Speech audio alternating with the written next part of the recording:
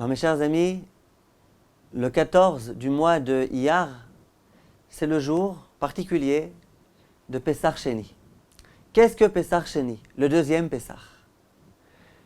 Eh bien, la Torah, dans la paracha de Béalotra, nous raconte qu'au moment où l'ensemble du peuple juif a accompli la mitzvah du Korban Pessah, du sacrifice de Pessah, il y avait une certaine minorité du peuple juif qui était à ce moment-là impure et qui ne pouvait donc pas procéder à toute la célébration du Korban Pessah. Et voilà que ces personnes-là sont venues voir Moshe Rabbeinu et ils ont fait une véritable manif.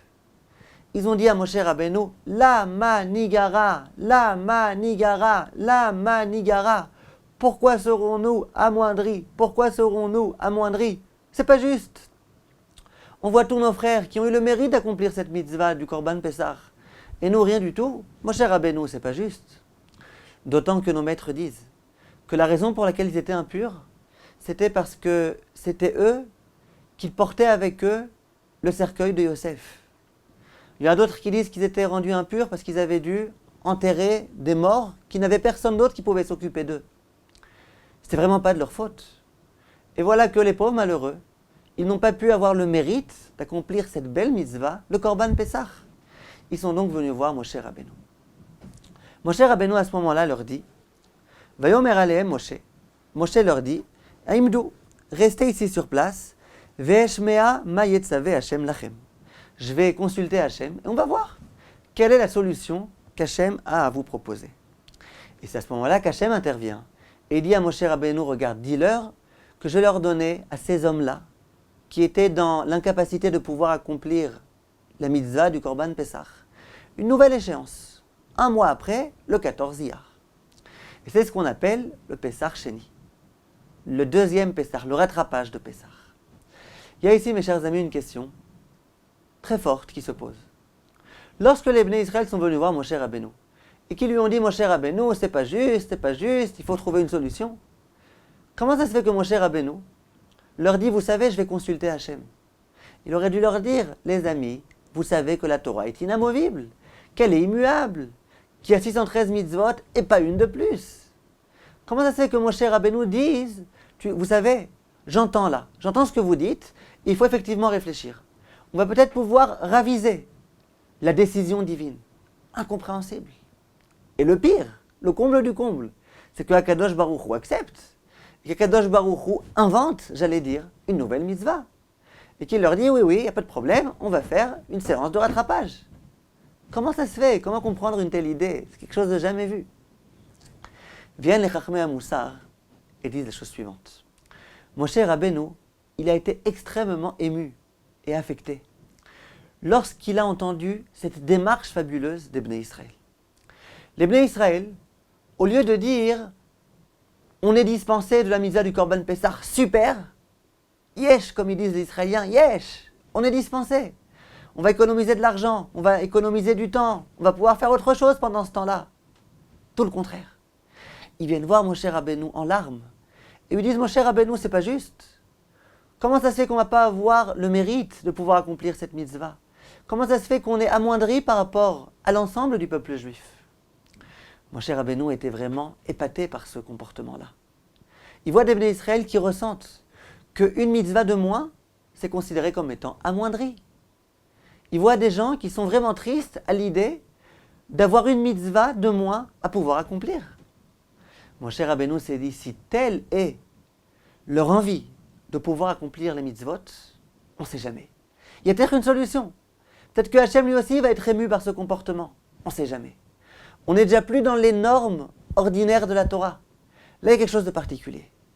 C'est la raison pour laquelle Moshe Rabbeinu savait que Hachem essayerait peut-être, Kaviachol, de trouver une solution. Et là vient Hachem, lui aussi ému, et dit, vous voulez tellement? Vous avez vraiment envie? Il n'y a pas de problème. Il n'y a pas de problème, j'accepte même l'impossible en votre honneur à vous. Quand je vois combien vous aimez, combien vous êtes attaché aux mitzvot, combien votre envie ardente d'accomplir les mitzvot vous envahit et vous donne envie de venir et de proposer des nouvelles choses, eh bien j'accepte. Et je vais vous inventer une nouvelle mitzvah, qui est la mitzvah de Pesach Sheni. Et de là vont dire les Chachamim que lorsqu'on se trouve dans un problème, face à une impasse, par exemple, j'aimerais tellement me marier, et ça fait des années que j'essaye, et j'arrive pas à me marier. Alors quelquefois on se décourage, quelquefois on peut faire l'inverse. On peut, à l'instar de nos ancêtres, venir voir Hachem, lui dire Hachem, pourquoi je dois être amoindri? Tous mes amis ils se marient, ils ont la possibilité d'accomplir cette mitzvah, de procréer, Piria Verivia. Pourquoi serais-je amoindri? C'est pas que j'ai envie de me marier simplement parce que c'est un plaisir de se marier. C'est que Hachem, je suis imparfait tant que j'ai pas pu me marier. Tant que j'ai pas pu accomplir cette mitzvah extraordinaire. Hachem, pourquoi serais-je amoindri? Qu'est-ce que j'ai fait? Et ce comportement-là, ce sentiment-là, de sentir qu'une mitzvah de moins, c'est vraiment être complètement amoindri par rapport aux autres. Ça, Hachem, il aime. Et ça ne le laisse pas insensible. Ça ne le laisse pas indifférent. Il a même été capable, dans cette paracha-là, d'inventer une nouvelle fête. La fête de Pesach Sheni. C'est très important, mes chers amis, parce que, quelquefois, on a tendance trop facilement, d'une part, à être joyeux lorsqu'on est dispensé d'accomplissement d'une mitzvah, et d'autre part, à penser trop facilement qu'on est dispensé de l'accomplissement d'une mitzvah. Je vous donne un exemple.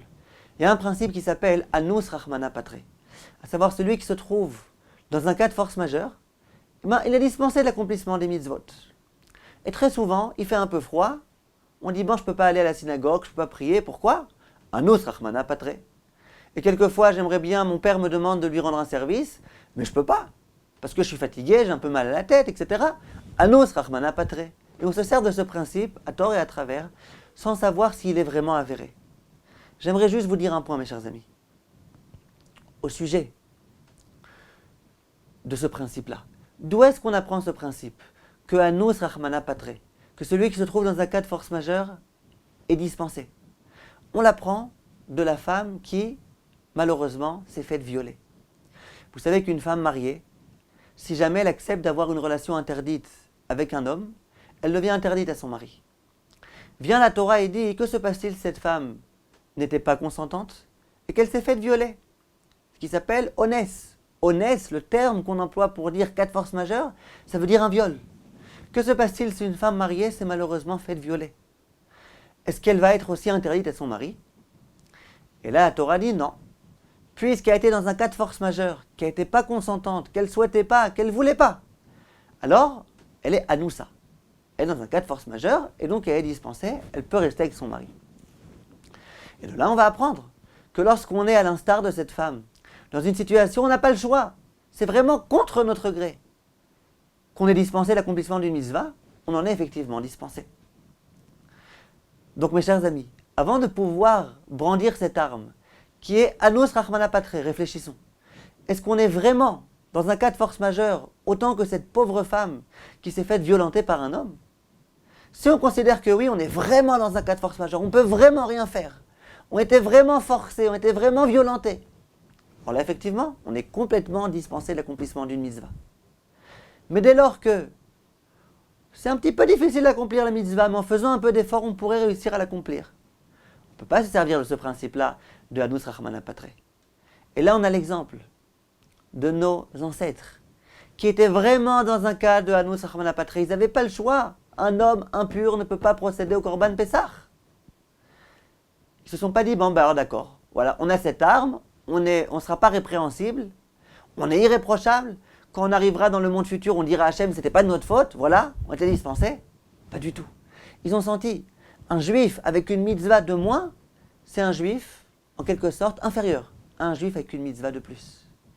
Et ils n'avaient surtout pas envie d'être inférieurs. De la même façon qu'on n'a pas envie d'être moins honoré que les autres, de la même façon qu'on n'a pas envie d'avoir moins d'argent que les autres, et qu'on fera tous les efforts possibles et imaginables pour obtenir ce respect, pour obtenir cet honneur, pour obtenir cet argent. De la même façon, il faut qu'on soit prêt à faire tous les efforts possibles et imaginables pour pouvoir accomplir un maximum de mitzvot et ne pas être amoindri par rapport aux autres. Kol tov, mes chers amis, je vous souhaite un bon Pesach Sheni. Shalom uvracha.